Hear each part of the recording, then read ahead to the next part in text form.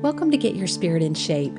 Today's episode is a repeat from 2022, and we hope you'll enjoy our special Good Friday meditation as much this year as when we first brought it to you. Before we get started with today's special Good Friday episode of Get Your Spirit in Shape, I want to tell you about a new resource from the Upper Room and Discipleship Ministries. It's called Safer Sanctuaries, Nurturing Trust Within Faith Communities. This new and comprehensive resource continues the tradition of Safe Sanctuaries ministry by building on the trusted policies and procedures that have guided churches for more than 25 years. The resource contains theological grounding for the work of abuse prevention, basic guidelines for risk reduction, age-level specific guidance, and step-by-step instructions on how to develop, update, and implement an abuse prevention plan in your church. Safe Sanctuaries resources are endorsed by the Book of Resolutions of the United Methodist Church. To learn more, go to safersanctuaries.org or call 800-972-0433. Cindy, thank you for being with us today for this special Good Friday episode of Get Your Spirit in Shape. It's great to be here, Crystal. Thanks for asking me. Well, we're going to do something that's a different format from our usual Get Your Spirit in Shape, and I'm really excited that you're going to be a part of this episode. Before we delve into that, though, can you tell us a little bit about you? I am an ordained deacon in the United Methodist Church, newly retired at the first of the year. I was appointed beyond the local church for 12 years to develop a ministry of spiritual formation, which I call Mosaic. And I continue to minister through that ministry. And also a couple of years ago, I started a nonprofit for spiritual directors because that's one of the things that I do. I'm a spiritual director and a retreat leader. So I have a lovely little community, contemplative community that I'm a part of. Well, and that's why you're just the perfect person to have with us today. And we will have links to those organizations and that website on our page so that our listeners can go and learn more about this really exciting ministry. And congratulations, by the way, on your recent retirement. Thank you. So let's talk about Good Friday. This is one of the days in the whole church calendar and really in Holy Week when United Methodist may attend a church service, may observe this day in some way. Can we talk about that, how the observing Good Friday, the tone of the day, what worship on that day might look like? Well, I'll have to tell you that Good Friday is one of my favorite services because it is so deeply reflective. Jesus has come to this point where he has told his disciples what's going to happen, but they don't understand. And to enter into that, I don't understand what's happening, especially on Good Friday. Jesus has been betrayed by one of his closest friends. What happens on that day? And entering into that, I think, is a more emotional experience than most other days. We can't help but feel what is happening, especially when we realize that the sacrificial love that Jesus showed on the cross really draws us into how deeply God loves us. Absolutely. And we are going to enter this space, this time of reflection. You're going to help us do that with our listeners in just a few minutes. Cindy, I read that you said about yourself that it's through contemplative spiritual practices that you seek God to a depth that you cannot in any other way. Can you explain that a little more? Well, for me, and I can't speak for everyone else, but for me, it's that deep silence, that place where I come to understand and know that God is bigger than any of the constructs that we have for God. I will never understand all of who God is, but in those spaces, for me, there's a closeness in the silence. In those contemplative spiritual practices bring you into the silence and the presence and the depth of God. So for me, that's where I experience God most profoundly. That silence, that can be a difficult place to be, to stay where you can hear God. Do you have any tips or any things that work for you to help yourself kind of get in that place so that you feel like you're more receptive, perhaps? One of the first, I think, obstacles that we have when we come to silence is that silence has been used to punish us in so many ways, and people have had their voices silenced. And so, oftentimes, when people first come to that, it's very uncomfortable. And so, just to acknowledge those places where we have been silenced. And I would also say that sometimes we need to think of it as being quiet and still. Be still and know that I am God. So if I think of it as being still, sometimes that can open that up for me. And the main thing is that when we feel like we're being silenced from the outer, that's very difficult. When we embrace silence as a part of God, then sometimes that's helpful. Snee, I've never even considered that, and it is true. And I appreciate you bringing that up because we do all bring our experiences to our faith, to how we experience faith, and what might work for one person may not work for someone else. So Right. thank you for talking about that. And I love how you reframed it. Being still is definitely different than being quieted, I guess, is another way to say that. And one of the other things that is very helpful is to know that I consent to being silent. That does not mean that my mind is going to be silent. Just because I say I'm going to sit here in silence, that doesn't mean that the grocery list is not going to come to me or the thing that I forgot. The important thing is that we just let those things drift by and we don't hang on to them. So, oh, yeah, I do have a shopping list, but let me come back to the silence. In other words, we don't fight it. Some days there's just going to be thoughts that will be there and will fill that space, and we just welcome them and notice them and let them be there, and it's okay. Maybe it's like letting them pass by on a stream Mm-hmm. instead of Yeah. trying to fish them out and throw them out. Because I hear you say that, and I think about my own experiences and in sitting still, and yeah, those thoughts are always there, and I'm trying to kind of just get them away. And I can see how just letting them pass on is a better plan for me to be in that space in a better way. So let's talk about guided meditation, which is what we're going to do today.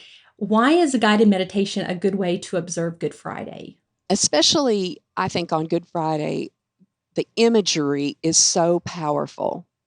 The best way for me to experience Good Friday is the narrative, the story. It's all there. The imagery just brings you in.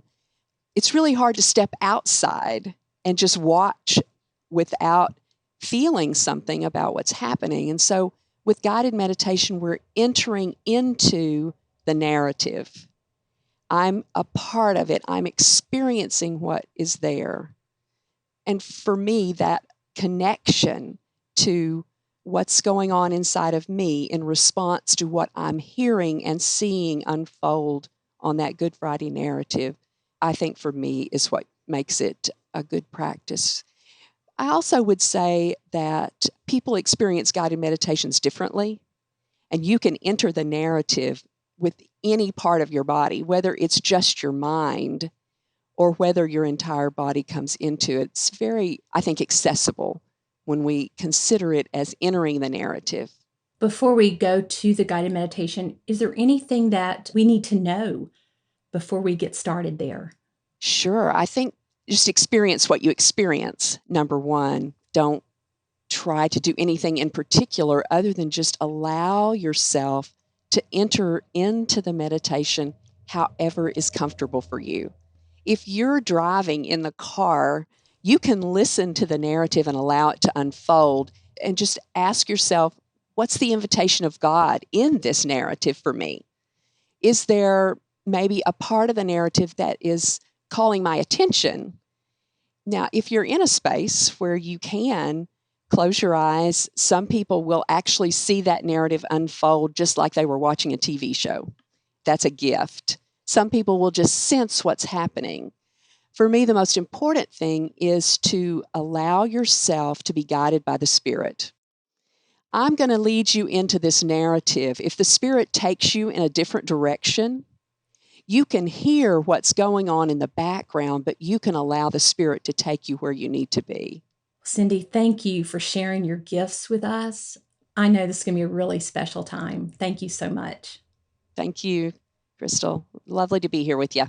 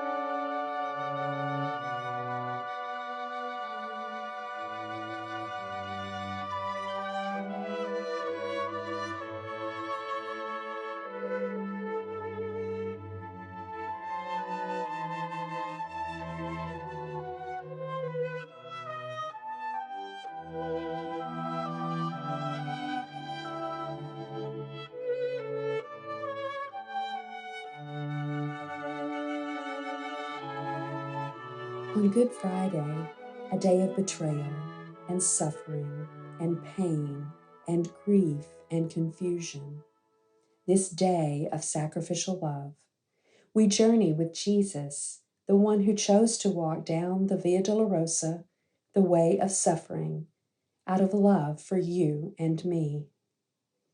How do we capture that journey, those moments, and why should we? Easter will come on Sunday. It's true, Easter will come on Sunday. But how much more colorful the sunrise, how much livelier the music, and how much more deeply we understand God's love for us when we've journeyed with Jesus into the darkness on Good Friday. Let us gather together in spirit on the Via Dolorosa, the way of suffering, to journey to the foot of the cross.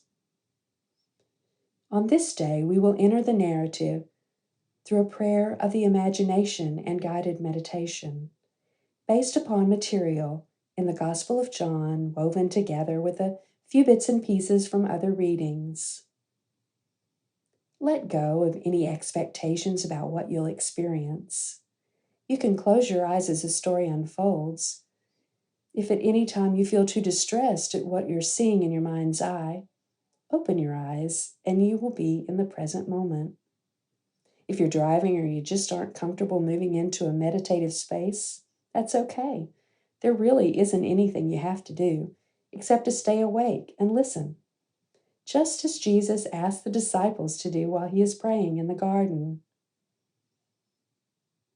Let's begin our journey with a deep breath as we allow our imagination to paint a picture of the garden. Close your eyes now if that's helpful. What plants do you see? Are there trees, flowers, shrubs? Are they green and lush, or are they more barren? What smells inhabit that garden? What sounds do you hear? Are those the murmured prayers of Jesus? Can you see him and the disciples? Suddenly you sense some movement. Jesus and the disciples are interrupted by Judas and the soldiers. Judas walks up to Jesus and with a kiss brazenly betrays him. You might reach up and gently touch your cheek. Can you feel that kiss of betrayal? What are you feeling as you watch the soldiers take Jesus away, you know not where?